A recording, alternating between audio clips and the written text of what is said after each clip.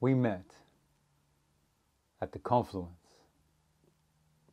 where the air in your lungs spoke my words with your tongue, where your hair curled down my face, touched your lips but carried my taste, where your dress sat on my hips and my lipstick was your lips, where your jeans wrapped around my legs and I was on my knees when you needed to beg, where my hair grew from your paws like it was your beard on my jaw, where your makeup softened my complexion and my most honest moments felt like your confessions, where my figure was your body, where you made some mistakes, so I said sorry. The confluence, where the words I and you became useless, so I love you just didn't do it. We just said the word love and then sat in the silence to prove it.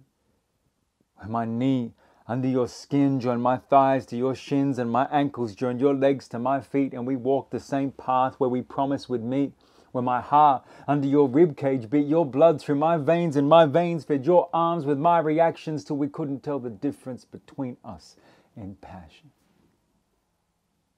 The confluence, where my lids covered your eyes, your teeth clenched in my mouth, where my sights were all you saw, so my fears became your doubts, where your left hand joined my right when we came to pray to keep this love alive, where your hands definitely cut my wrist, but somehow I still called that suicide. The confluence, where when it was over, only half my face was left, and half my skeleton lay broken. Half my heart beat half a pulse in half this chest, and less than half my words were spoken. Half a bird seemed to chirp half its song, and half a tree, when us became you again, and we became me.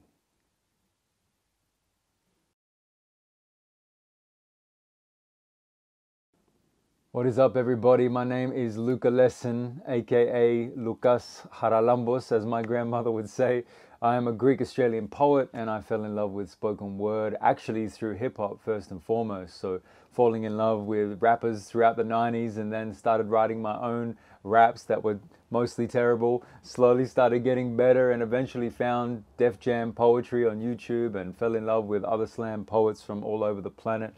I was lucky enough to travel to the States and perform in places like the Nuyorican Poets Cafe or the Individual World Poetry Slam, and I've just kept performing and touring and writing and doing what I love for the past 10 years basically, and it's a great honor for me to be a part of this podcast, sending you all so much love from a distance.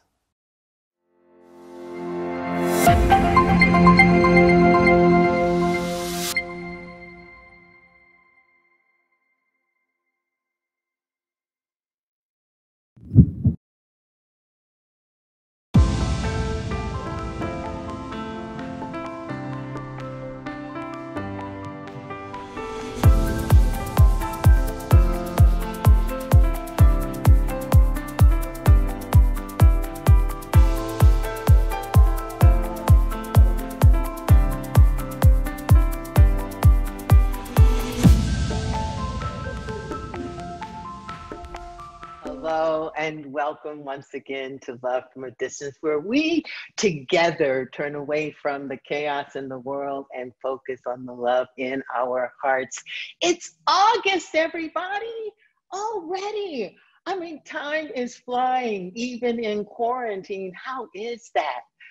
And what a way to begin August, lending our platform to performing artists and allowing them to share their passion and creativity with us, with love. Starting with spoken word was perfect because it's such a vulnerable and intimate way of communicating. It's the kind of vulnerability and intimacy that we look forward to sharing here on Love from a Distance. So we thank you, Luca Lesson, for opening the program with his wonderful performance of a piece titled The Confluence. I am Tina Lifford. It is great to have you here. And of course, I am joined by my beautiful friend, Iyanla Vanzant. Hey, Iyanla, how are you? I'm good. I'm still reveling in Luca's words. I know. Love I know. Love that. And I so miss deaf poetry. I really do. I love that show when it used to come on. Yeah, love that. He's great. I love that. Yeah, and his accent is beautiful as well. I don't know what it is about Americans, but we certainly do love accents, and I love his. Yes. How was your week? My week, gosh, it's amazing how busy I have been in quarantine, and busy in ways that I really appreciate. But nonetheless, where I thought, okay, good, I'll be getting 8 hours of sleep every night, I'm still getting 6.5, right? Wow. Yeah. How about you? I'm this week has been a little wonderful. What made it wonderful? The lessons keep coming. I tell you, the lessons keep coming, but I'm so glad that I'm still enough and clear enough to see them. And I've really been praying about cutting my hair. I want to cut my hair off. I don't know if I like going Covadis, going how low? Bald. Iyanla, have you ever been bald? Oh yeah. I have a really nice little peanut head. So okay, I was gonna say, do you know? Yeah, I just have to see if there's a part of me that knows that this COVID reset and COVID, this pandemic transition and transformation that I just need to shed. And then there's a part of me that says, okay, but now then what you gonna do? Because being on camp, with us, your hair goes through that period where it's too long to be short and too short to be long. And I really, so I'm just praying about it, and when it hits me, I'll know what to do. Yeah, for sure. I would imagine that your features, as I experienced them, would be beautiful, with a bald head. Oh, yeah. I'm not going to skin it. I don't mean skin it. I don't mean shiny bald like I need, hair pomade. I'm talking about take it all the way down. Wow. Okay. That sounds beautiful. It really does. And heck, the good news, and this is one of the things I love about the times we live in, and I love about being a Black woman. I love wigs. I love them as an accessory, and if you do that and it winds up not working for you in some situations, there's always a wig. So the thing is, with the pandemic, when I take my hair down like that, I need to get it cut every other week, and I can't go sit in a bar every other week during the pandemic. Yes. That's just not appropriate. Yes. So that's really what the hesitation is, and I don't know how to do it myself. And I'm traumatized by wig. My aunt used to wear wig when I was growing up. And sometimes when she was in a hurry or whatever, she'd go outside, her wig be on backwards or crooked. Let me tell you. Could you fix your wig? And she would right there in the street or the school or the classroom. Oh my Lord, have mercy. I said, okay.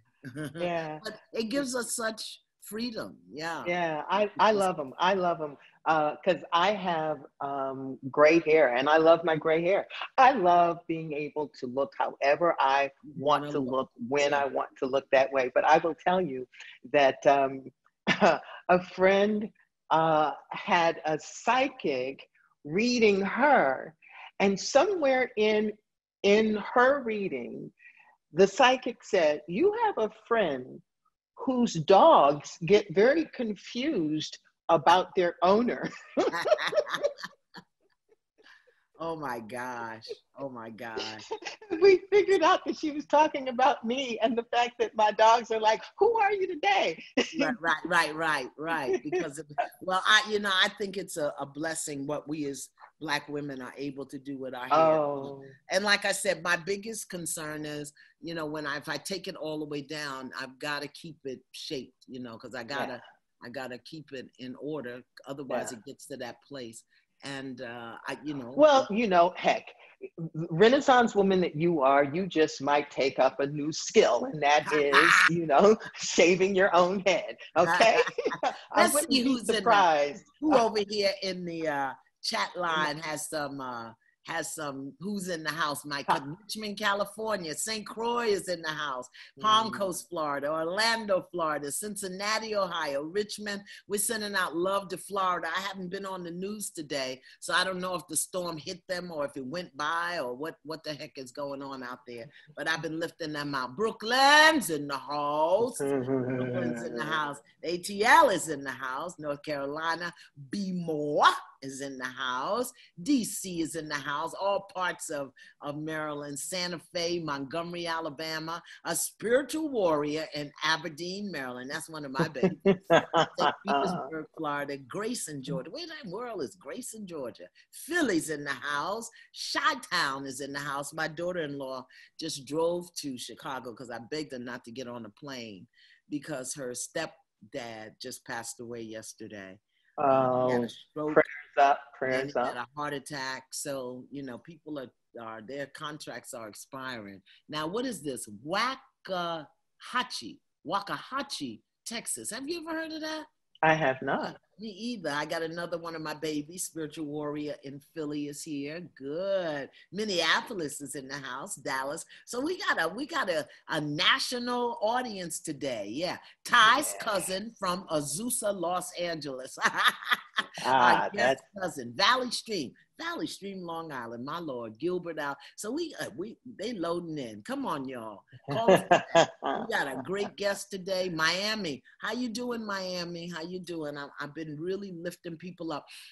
Tina, I think that if we all just took maybe 3 minutes a day and sent light and love and energy just to the planet. It's true. Just to the planet. Because it's so much going on. We can't even keep up with it all. But if those of us who are awake, aware, and alert just send light and energy and love to the planet, I just... So what would that look like, Iyanla, for people who don't really understand what you're saying? How do they send love and light to the planet? Well, you know what I did? I went to when I was in, I don't know, the Target or the Walmart or someplace. I bought a little globe. I bought a globe of the earth. They have globe, not of the earth, of the country. And I have it sits on a little stand. And sometime in my prayer work, I literally just close my eyes and visualize. I send light, love, and energy to the fathers, to the mothers, to the children, to the earth. I send light, love, and energy because intention is everything. Tina. Right. I send healing light. I send healing love. I send healing energy. I've been praying for all the COVID people, not, to have anything other than just light and love and healing. If you got to check out of here, then do it in peace, and may peace be with your family. And if you're going through something, so we can do that because intentionality is everything. And we get so caught up in looking at it and talking about it and freaking out about it until we don't even do the piece that we can, so I do so that. When you're showering in the morning, send up a prayer to the country. When you're driving, send up a prayer to the country. When I stopped maybe about 3 years ago, when I get in the car now, if I'm going somewhere, I don't put the radio on anymore. I pray. I just start praying. And sometimes I get up early, like about 5, and I get in the car, and I live out in the bush. So I live in farm country, and it's just open land and roads, backcountry roads. So I'll just drive and pray. And then as the sun comes up, I put my prayers on the sun. you know, and then I ride back in silence, and I get good messages and good ideas and all kind of stuff. So we can do that. We need to pray on Tuesday. What is it, November 3rd? We need to start. Oh my God, we need to pray now through Tuesday the 3rd and beyond for sure.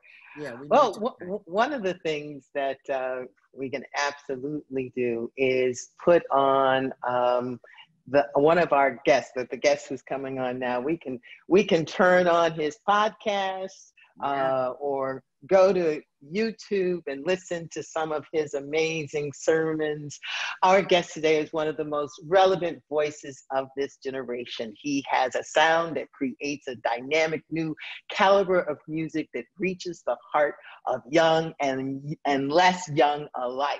Yeah. His music cannot be boxed into one genre because his unique abstract style encompasses all genres. He's a 2-time Grammy Award winner. He's currently the host and producer of TBN's Praise and can be seen pastoring alongside his wife at Live Church. I love that, Live Church, located in Orlando, Florida. Speaking of his wonderful wife, Shante Tribbett produces live church events, roundtable discussions, and life sessions. And she is founder of the You Grow Girl movement, a powerful Live Church women's ministry. Shante has been serving and ministering to everyone she comes in contact with for the past 20 years. In 2017, Tye and Shante officially founded Live Church. And here with us today, and we're so excited about it, welcome, Tye and Shante. Hi, Tribbett. Hey, Auntie, how you guys doing? Happy Sunday. Happy Sunday to you. So nice to have you join us. At a distance. At a distance. It's an honor to be here and to join you guys. Good to see you. Did you do church today? We had church today. We were at Live this morning, us and about 30 to 50 of our just leadership. It was good. The weather was good. I think we got out of Orlando. We're in Nashville now. Okay. I think we got out of Orlando just as the storm was hitting. So prayers up for Orlando as well. But we had a great service today and we're excited to be with you now. Are you doing live or are you doing online? Pre-recorded. Yeah, we started doing pre-recorded, but now we're doing it live streaming every Sunday at 11:30 on our YouTube page. If y'all want to check it out, go to Live Church on YouTube. You can check us out every Sunday morning at 11:30. We right there in the building. Tell me Live Church. Tell me your intention. Tell me your vision. Well, we grew up in the church. We grew up in the church, and our life ended up more dead than alive. Very religious. You know, very religious. You said that. I said it. I didn't say it. You thought it. No, you thought it. I didn't say that. No. I think what we took away with what we grew up with, God just wanted us to repackage it. And when we came up with the church name, it's from Ezekiel. It's a scripture in the Bible, and it's dry bones in the valley. Yeah. Come on. He said, "Can these dry bones live?" He said, "Lord, only you know." He said, "Well, speak to them, prophesy them, let them know who they are." And when he spoke to them, you know, the bones came to life, and they stood up to be a great army. So I was like, babe, I like that. I think we should call the church. Yeah. And so we're speaking to all the dry bones, all the dead relationships, all the impoverished thinking, all the low-level thinking, everything that's dead, stale, or stagnant. We're speaking to it, and we're seeing it come to life, you know, little by little. We're excited about that. That is so funny. I did a prayer circle for some women this morning, and my message to them was, be ye not content with littleness. Because I think so many of us have become content just with a little bit of this, a little bit of that, staying in a little bit of pain, looking for a little bit of peace, a little bit of love. Dry bones. Come on now. That's on the same lines. We weren't even created like that. He said, be fruitful and multiply. Right? I know. So that don't sound too little to me. Exactly. But you know what, Tye, what I love about you and some of the other youngins, I call you all youngins coming up, is that you have taken the dry dogma, and let me just say, because so you don't think you're going to hell. I don't want you to think, oh Lord, just send us straight to hell. You know, I'm a seminary trained and ordained minister. But what I love is that how you've taken the music, the gospel, the scriptures, and really brought it, you have integrated it into your experience. Wow. And speak it in a way today that your peers and can hear. And it's really still only the dry bones that are looking at y'all like you look crazy. Exactly. I love that. Thank you so much. We have been kicked out of churches by pastors, literally escorted. I mean, they took us off of their stage, grabbing us by the hand. Get out by church.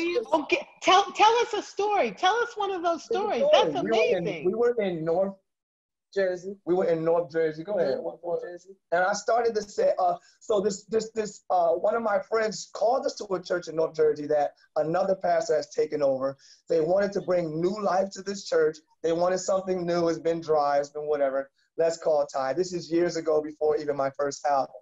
So I go there. I know the type of traditional church it is. So I start with like a hymn, you know, my soul of Jesus, or I don't know what song I started with. I mean, we were literally like in tears the first 15 minutes of the set. I was like, thank you, God. They know I'm not crazy. Now I can loosen up and let my hair down. When I let my hair down, we started going.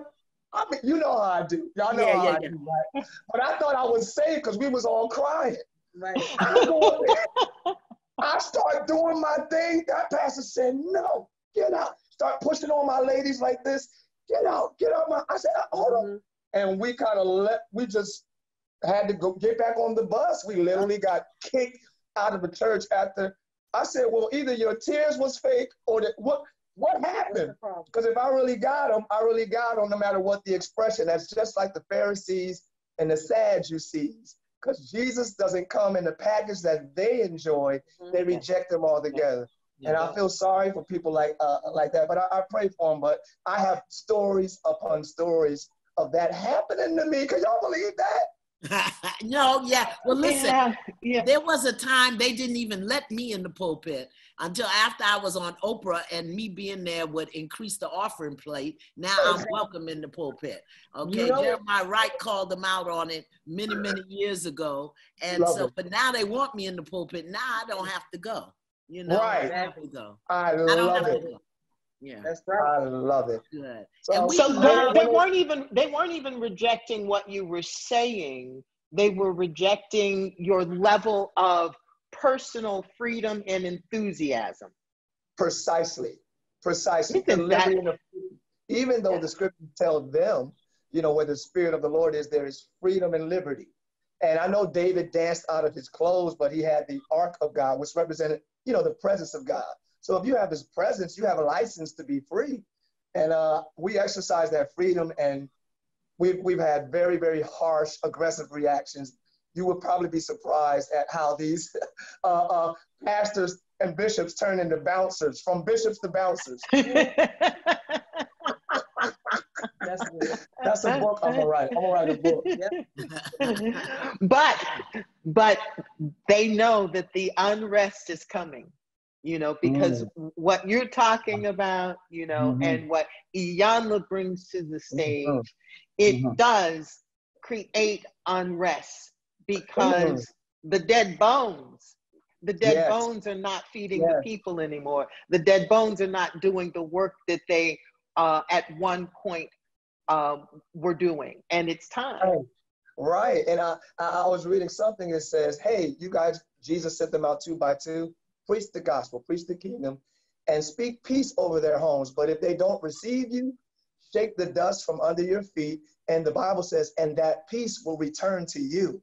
And I really appreciated that nothing is lost and nothing is wasted, that it'll return to me. My intention, Auntie was talking about how important intention is. Our intention was to bless the people, to give them an experience in God. And that intention, if it's not received from them, that freedom will come back to me. That peace will come back to me. And so it has made us stronger at the end of the day. Tye, do you as a young man, I mean, I hear you, I hear that your experience in a young age in the church. I grew up coaching, so Lord Jesus. you know that, right? Everything was a sin. Breathing out the left nostril on the full moon was a sin. But let me see. I know the question I want to ask you, but I want to ask it in a way that's honorable, you know? So if I weren't going to ask it in a way that were honorable, I would ask you, what needs to shift? Because what needs to shift in the church to make the young people more just to speak to the spirit? Go ahead. You know what I'm trying to say. Go on, say it. My wife and I speak of this very, very, very frequently. I don't think it's a strategy. I don't think it's Hip Hop Sunday. I think it's, my kids love you, Auntie. I think it's going from religion to authenticity. Okay, come on. The thing that's missing is from religion to real. If you 76 and you real with it, we gonna feel it. Well, from the heart, we just don't. I just think we have lost authenticity because they're trying to present this fake. You understand what I'm saying? I can go down that whole street, but if you're authentic, whether you old, they're gonna like, look at that old swag. I love this church. You don't have to be relevant to that age. You just have to be true to yourself. Okay. And you'll be their goal after a while. Even if they're not like you now, that's a solid dude right there. That's real right there. They're just looking for what's real. And like you said earlier, I don't know if it was online or off, social media and how we are now has conditioned everybody to really expect and receive real. Everything is real now. We're not even in a studio doing this interview in a plush studio. We really where we really are. So I think the church and the pastors and these leaders need to meet them where they are, and where everybody can meet is we're all human. So we ain't got to be so God, you know what I mean? We real up in here. I got struggles like you. I got temptations like you. It's real out here. You know what I'm saying? As you inspire, as you encourage, So Shante, let me ask you, because you are a new world first lady. Yes. The first lady used to be a posture, a position, with the hat and the parking space. Not me. Not me. Where your hat at? So how is it to be, I want to say, a new world or a new millennium first lady? Yes. It feels good because I get to be myself. I've never been a good actress, so I'm not good at acting and putting forth a fake person. I don't even like wearing those masks we got to wear for the pandemic because I don't put on masks. If I don't like something, I'm not going to speak against it. I'm just going to move on to the side and mind my little business. But I like being authentic. Is what he said. I'm a natural person. I feel like I'm down to earth. I like to connect with people on their level. You know what I'm saying? So I feel comfortable being that new first lady because I get to create a mold for the next generation. Yeah. I know I'm always cutting. No, go ahead. I'm sorry, but we're into redefining things. Yeah. Redefining, not fearing something because of how it's been presented. Because when we first felt the charge to be pastors, I'm like, I ain't doing that. That's lame or whatever. However I thought about it, but the challenge, we had a charge and a challenge. You're charged to do your assignment, and the challenge is to redefine it. This is what it looks like now to be a pastor or to be married or to have a business this is what it looks like. And so we're just here to redefine some things. Yeah. And the thing is, I'm not trying to be a pastor. I am. I'm a wife, I'm a mother, I'm a daughter, I'm a pastor. That all to me goes in the same bucket. A lot of people like to wear their pastorhood and their first ladyhood like it's their badge of honor. Like a badge of honor. It's their hood. No, my purpose is through God gave me a purpose. So it's not like I came up with pastorhood or first ladyhood. God gave it to me. So I'm just doing it kind of like his way, but in my, my expression, God's way with my expression. So I love being new. I love starting new things. I'm just that type of person. Mm-hmm. So August, we are focusing on couples and love here at Love from a Distance. So I would love to hear how transparent you all are, you know, in your role as pastors of a church. What does live church mean in the context of your relationship where everyone's watching? That's a great question. I think overall for Live, our number one theme, you would say, is God dependence. Because I'm coming in off the heels of being an artist as well, where most of them know me from that. So I was very aggressive. We're very aggressive about God dependence. The same God you got, I got. Gone are the days as I can't wait to get to church so pastor can pray for me. I'm not praying for you. If you not like that, but I'm not praying for your hurt knee or your hurt back. You know, you have power to do that. So we really speak empowerment. And listen, and if you need the point of having someone else pray with you, because there's power in agreement, get a cousin, get somebody in your phone. Like, we really encourage God dependence. I literally stand up and say, you know, y'all ain't got to come to church, right? I'm glad to have you here. You don't have to come to church to go to heaven. You just have to have a relationship. So we really push God dependence at our church, and we don't let people lean on us too heavily. And also, we're very transparent. Well, I feel like we're very transparent. People know our struggles. People know what we've been through. People know that we almost didn't make it, but we're still here. And this is the results of the grace of God and the patience of God and humility in relationship. I think a lot of people they really don't understand that when you enter into a relationship or covenant or partnership, it's sacrifice and humility is needed. She's not just here to serve me. I'm here to serve her as well. And I think when you find power partners like that, balance, you have a good working relationship. But it's challenging to get to that point. Everybody has agendas. Everybody has expectations. Everybody got luggage and baggage and history and how things were for them growing up. And it's hard to like kind of plow through those principalities and focus on something new that you want to, you know, just have a value. But I think through our testimony and through what we share, we help empower even relationships and couples as well. How long have you all been together? This December, it'll be 23 years. 23 years. 23. We got married at 5.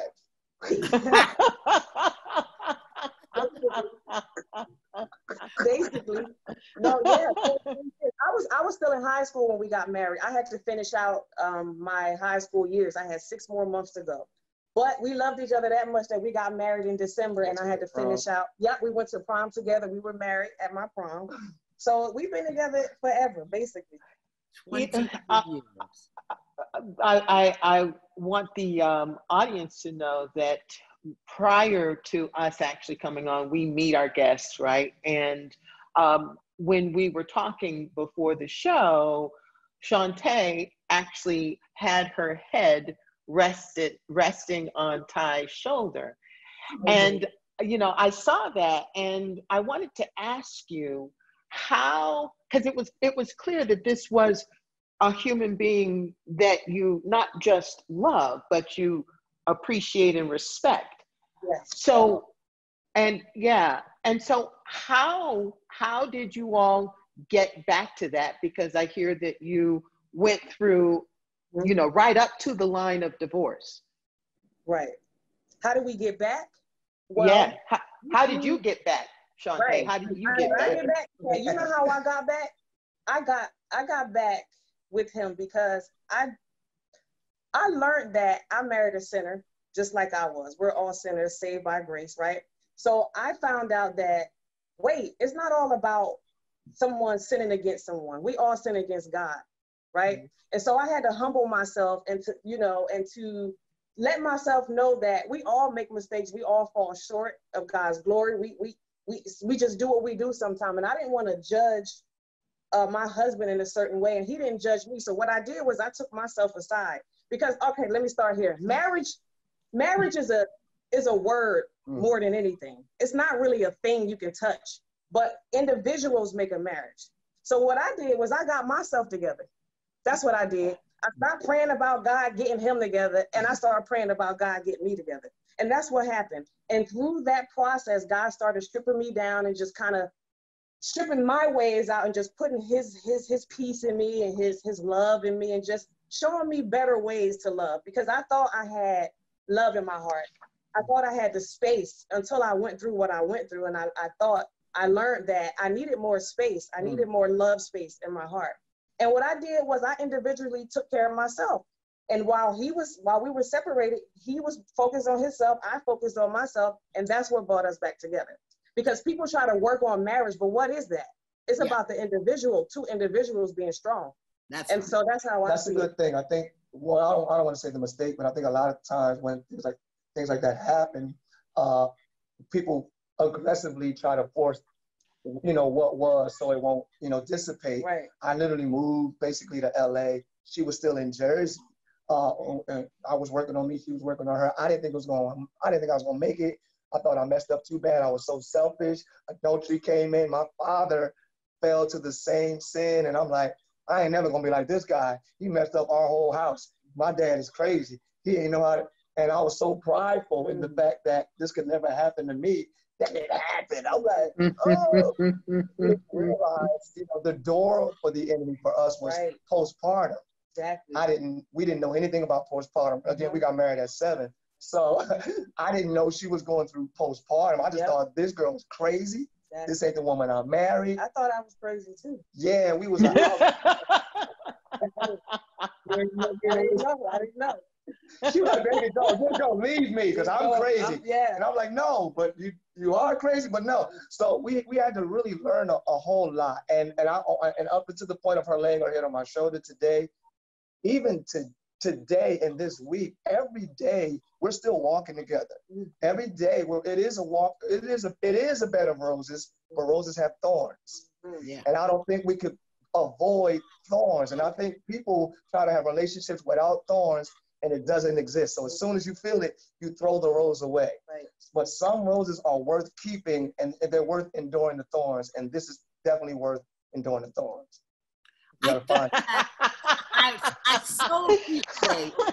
I so appreciate your experience, and you need to bottle that and sell it, because people think they're working on the marriage when the truth is they're working on how to be better first within themselves so that they be better with somebody else. And this whole thing about we're each 50-50, no.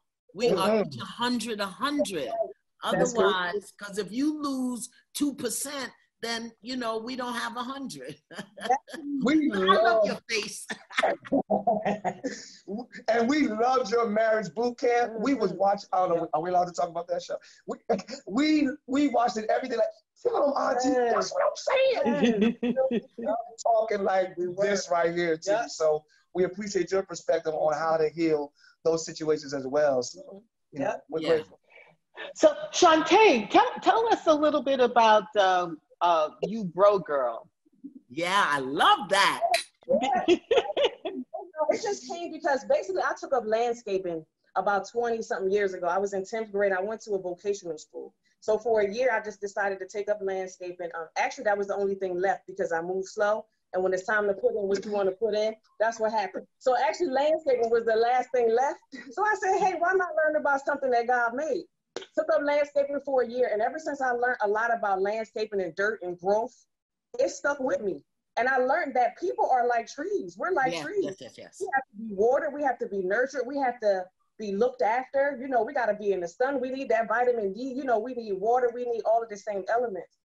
And so it came from that. Basically, everything's about growth. I mean, each day you have to grow. And growth don't always mean, growth don't come from good things. Growth come from dirt.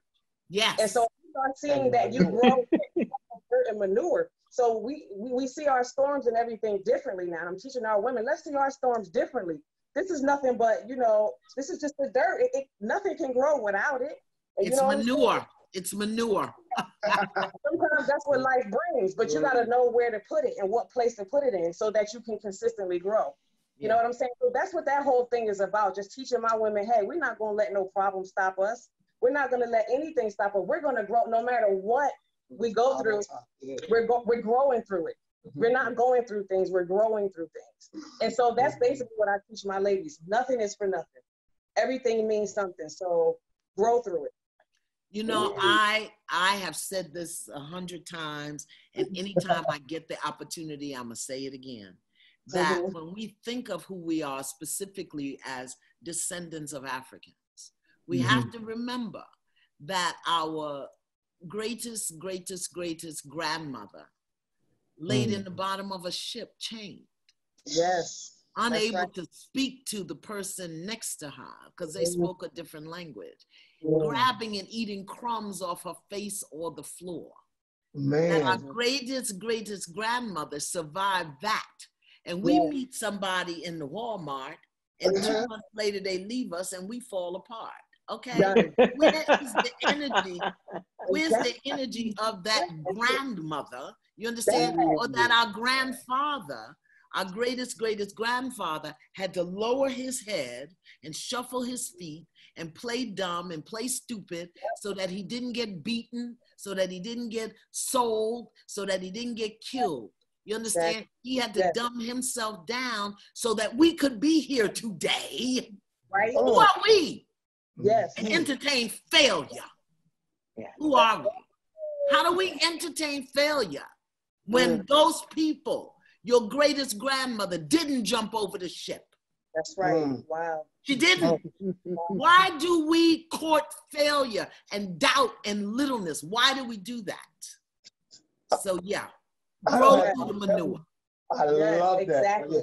I don't have the answer to that, but I was reading up on patience this week, and one ingredient or that's like developed in patience is endurance. So I think we're not a patient generation, so we can't endure when the guy at Walmart, says something crazy. We don't have any endurance because we don't have any patience. If we could practice delayed satisfaction and things like, and patience, because that's one thing.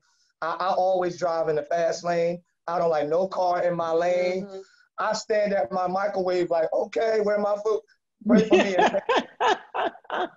I think a lot of the generation shares those sentiments with me, in that everything is so quick, and inconvenience, we lose endurance. So now we don't have strength for any dysfunction, any challenges in any relationship, because our minds have been conditioned to be gratified swiftly. And if it's not there, go where it's convenient. If Apple don't do it, go to Droid. If Droid don't do it, there's somebody waiting to convenience you. And that could be a thing that kind of stagnates us as a generation as well. But not only do we not have patience, we don't have integrity and accountability. This worries me with the young people, that we're not accounted, that they're not accounted. They want to blame and point fingers and this kind of thing. Talk to me. What's the scripture? What we need to do? I think the problem is love. I think it's how we see love and how the culture teaches us what love is. And it teaches us that love is emotional, and love is Valentine's Day and all of that stuff. That's the problem. So that's why you're going to go with somebody, be with them for 2 months, they're going to drop and you're going to fall apart, and you're just going to run to the next dude. The same cycle is going to happen because we don't understand the definition of love. Love is not emotional. Love is a duty. Love is a choice. When I decided to love my husband, I decided that was a choice I made. It wasn't because he's making me feel good and he's making me feel this and he's buying me gifts and he's doing all of that stuff. I thought it made you feel like that. I mean, that stuff, it makes you on the surface. If the relationship, I'm the type of person, I don't want nothing if our relationship ain't good. I don't want nothing. I need nothing can make my relationship better. But lying. I'm not lying. I have come home with apology bouquets, and I might as well throw them in the pool. No, that's not my love language. Yeah. Acts of service. I mean, you love me, I do for you, you do for me. That's how I know you love me. Right. Not by words, not by not gifts, not anything like that. And that's where the misconception is in this world. We think love is somebody giving to us, but love is me giving. And if I love you enough and I give you enough, I'm gonna reap that. I love that. And to your point, I think parents, the parentals, have removed accountability to a certain degree. Trying to be friends with our kids and trying to be cool with them and relevant, we removed a certain degree of accountability. So there's no fear of authority amongst our generation. And accountability. We choose our accountability partners based on who thinks like us and who's not really going to check us. We're not going to have accountability partner that's going to challenge us or keep us in order. We're going to have people that understand us and feel us where we are. Therefore, we can't grow and we can't, advance as a generation. So I see that as a plague as well. And prayerfully, some mentors will stand up, some leaders will stand up, some big brothers, big sisters will say, hey, I see some light in you. I see a gift in you. Let me help you develop that. Let me help you reach your goal. Listen, do it. I think that big brother, big sister thing where the parents may not have it will help. And it could be a neighbor, it could be a church member, it could be somebody at school. But I think the community of people in human society needs to step up and become the village that helps put this generation back on track. So Tye and Shante, let me ask you this. How did you raise your children in the church? Because, we were raised in the church, go to Sunday school, and then you go to the service, then you drink the Kool-Aid with the grape Kool-Aid with the lemons in it in the basement, and you had the cookies, and you learn the 66 books of the Bible. You eat the play, and you say the same. Okay, so how did you? And you behave a certain way because you are a pastor and you a junior missionary. We just went through something this week concerning that. In this area, I thank God for her. So go ahead, you can answer that. Well, how I teach my girls, I got 2 girls, and I always taught them God dependency since they were born, basically. I mean, I trained them to know God outside of the church. So by the time they get in the building, they will understand the connection. Like, okay, God really don't have anything to do with this building, honestly. I mean, that's for us to come together in fellowship, but God is inside of me. And so I'm not going to meet God. So they knew that first. God is with me everywhere I go, when I'm eating, when I'm using the bathroom. He's there, the fear of the Lord, even down to healing. And when they're sick, I teach them like, hey, it's times where they were like 4 or 5 years old. They come in my room in the middle of the night, say, Mommy, my nose hurt, my throat hurt. I said, did you pray? Oh, no, I didn't pray yet. Okay, before you come to me, you talk to God first, because he's the one that's going he's the one that's going to heal you. So you talk to him first. Then you come to me and I'll baby you up, give you your little medicine. Well, look, I'm Pentecostal. I'm like, don't send my kid away. Come here, baby. God, in the name of Jesus. But I knew that it'll be out of order if I did that first. And I think the order was to let them know that God was with them first. So then after a while, they will come in the room and they'll say, Mommy, I don't feel good. I say, did you pray for it? They say, yes. I say, all right, come on. No, you said, did you talk to God about it? Did you talk to God about it? That's what I say. Did you talk to God about it? Yeah, I talked to him. Okay, come on over here. And so that's how they learned. They learned God before church. And that's how I train my girls. And even as parents and as a father, it's like, you have to learn to partner with God on raising your kids, because it's kind of like, he's their keeper anyway. I want to be the protector, but when they drive to the store or when they go to their kids' graduation party, their friends, God is the protector. God is the keeper. So I had to learn to kind of release them, not kind of put strict parameters on them. But I got 2 girls, and I'm on the interview with all females now. I love you guys so much. But y'all know I saw those eyes. So we had to learn to let God do. They're not religious at all, and I love it. Their perspective is sound, and I appreciate that. They know how to speak to anybody. They're polite. They're kind. So I thank God for how we raised them up. It's not religious at all. And we had an issue this week where somebody thought they weren't as churchy as they should have been, and we just had to let them know, amen.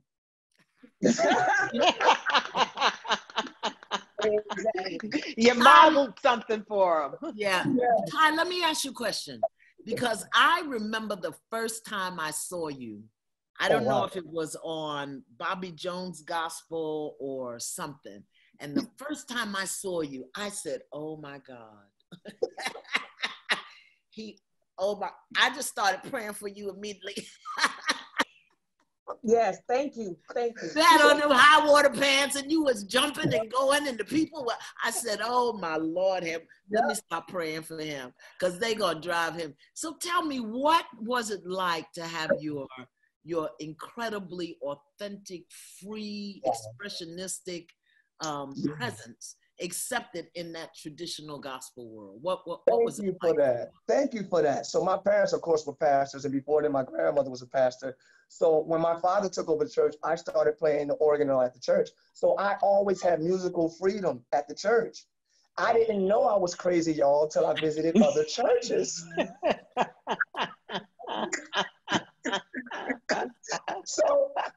Auntie. I would go to other churches like, this is crazy, hanging on that chandelier like, y'all don't like this?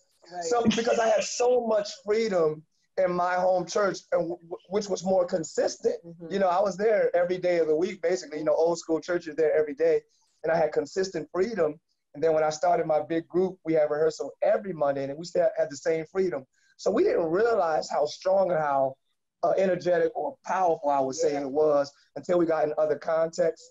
And so to be received in the context of the gospel music arena, where they were still wearing choir robes, and we just wore whatever we got off the bus with sometimes, to be received like that is proof that, again, authenticity reaches authenticity, and real power connects with real power.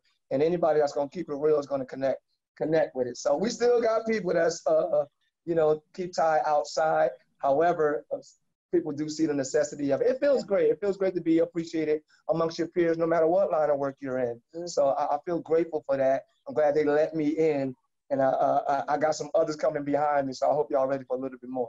Yeah, I'm telling you, when I saw you, and let me ask you this: who do you think that's in the genre, particularly in gospel? I don't necessarily call your music gospel. I just call it inspirational. I mean, I love it. I don't know, you know, I love it all. But who do you think kind of opened the way, paved the way, so that you could at least even get in the door? Because they would have. Did they ever have you at Azusa? No, I've never been to Azusa, right? No. We wasn't invited. Oh. I think the one person that kind of probably opened up the door for me, where I was like, oh wow, I could do this. James Brown. No, basically James Brown. There's so many people, but honestly, this is a guy that most people probably don't know. His name is Danny Eason. Now, he used to be in Bishop Hezekiah Walker's choir. Yeah. So a lot of people know Hezekiah Walker. Yeah, Bishop Walker. He was one of the many tenors in his choir that had his own younger group. And the freedom that they had, I said, oh, if that's allowed, I'm about to. Yes, I'm in. If they let him do that, oh, it's over. So that's kind of gave me the liberty to do that. And I try to be tasteful because I understand old school, I understand new school. So I feel like I'm kind of in the middle of both generations. So my agenda is to kind of marry the two. I don't want to be like, you know, a lot of young people think, oh man, that's old. I mean, if it's grandma, you're not going to leave her you're going to walk her across the street at her pace so we can all make it to the same destination. I'm not going to leave grandma there because she's walking too slow. I'm calling grandma old school gospel music. Excuse me for that analogy. But my thing is to bring all the generations together and then bring them to an understanding that we're all saying the same message a different way. Yeah. And I think that's important too. I think that's important. Do we have questions for? How do you all feel about that? I know this is not my interview, but how do you all feel about the new wave of not even just gospel, but you all have been in transition, I'm assuming, of a couple of different waves of music, you know, being at the forefront. How do you all feel about like my type of sound, or even in, you know, the new sound in mainstream? How do you all feel about that? I love it. I love it. Well, you know, I love it. I love it. I love you. I love Kirk. I love, what's his name? Lachey. I love the other brother that raps. I love it because, like I said, I grew up coaching. Wade in the water. You know, I said maybe that's why Tye got on high water pants. He's been wading in the water.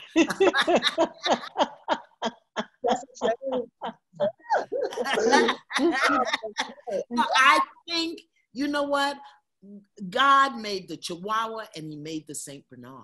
That's right. That's right. And things have shifted and changed. And I believe it's more important to have a relationship with the God of your understanding. So youngins today, they understand rap, they understand spoken word, they understand the upbeat music, you know.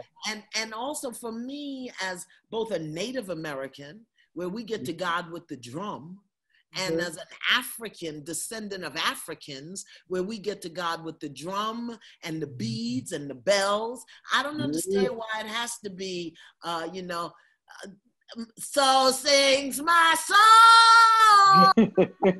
See, it don't have to be that all the time. And, because I want to honor my ancestors. Yeah, right. Go ahead. I do think that the breaking down of all of these forced traditions, not traditions that uphold and expand us into the greater yet to be, but these ideas and ways of being, we have to challenge them. Yeah. And I love, for me, you asked, how do we respond to the music? I respond to what I respond to, period. Exactly. Right? And so giving myself permission to like this over here and not like this, or like some portion of this and not like this, to show up however it is I show up, is really, I think, the new order of the day. I think that that's part of what this uprising is about, this unrest, and that we are moving towards being more authentic. And that means speaking to one another directly and responding. Mm-hmm. The other thing is, I think that what you do, Tye, you, Kirk, Lachey, even some of the older groups now are coming in, is that you get the youngins into the environment. Exactly. So that they can develop. The music isn't the church, but I need to know when I go there, I'm going to hear something that I can relate to. Let me tell you this, because this was years ago.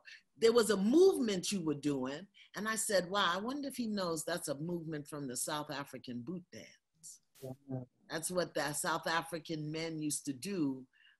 There's a boot dance, and they have a song, Shoshalosa, Shoshalosa, and you did that move, and I said, I wonder if he knows the boot dance, and I said, you probably weren't even thinking about it, and you kept doing it. I said, okay, if I ever see him, I'm going to tell him that. It's in my blood, and I think we need to not make life this or that all the time. That's exactly right.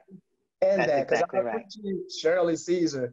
Just because I have different music, I don't want to disregard or do away with. When I say it's time to have new things, it doesn't for me, for music, in the music, because it does mean get rid of old things in some context. But in the music context, I'm not saying, man, throw your Shirley Caesar CDs.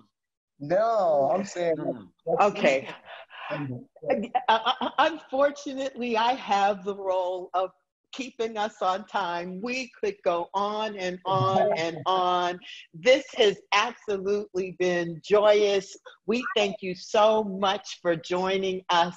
And we will probably want to have you back if you're willing to come, because clearly there's so much more for us to say and talk about. Mm-hmm. Yes. Next time you come, Tye, you got to sing, even if it's 2 lines. I got you. Then things rise up. Oh, yeah, I got you next time. And it can't be wading in the water. I'll bring my high waters and we'll sing to you. I got you. Thank you both so much for showing up here and Stay for blessed. showing up in your life. Yeah. Take care of each other. Take good care of each other. Thank you. Thank you, guys. Bye-bye. Iyanla, that was fun. Yes, I tell you, I love him, and I still love Precious Memories by James Cleveland and Hold My Mule by Shirley Caesar. But I just think it's important that we make space for these young people to demonstrate their connection and their relationship and their experience that takes it beyond religion into, like you said, and it's important that we allow them to give us new permissions, new freedoms to challenge, our traditions, to challenge our dead bones, so that we are all constantly making more room inside of ourselves for the infinite nature of God to move through us. It's exciting. It's exciting. I have to say that, you know, when we started doing Love from a Distance, I did not know that one of the gifts that would come with it is the opportunity to talk to such a diverse, you know, such diverse people. And for me, I kind of have lived under a rock in a number of ways. And it's just exciting to be in conversation and to have all of these people bring their perspectives and to find out how much on the same page we all are. Yeah, well, that's what love is. Even when it's at a distance, it's just embracing and receiving each other where we are. Yeah, but I'm a Tye Tribbett fan, so and I'm a Shirley Caesar devotee. But I also like Sweet Honey in the Rock, and of course, and Third World, and you know. Yeah, so it's really good. It's really good. All right. Well, you know, we are at that hour, and what a community we are, right?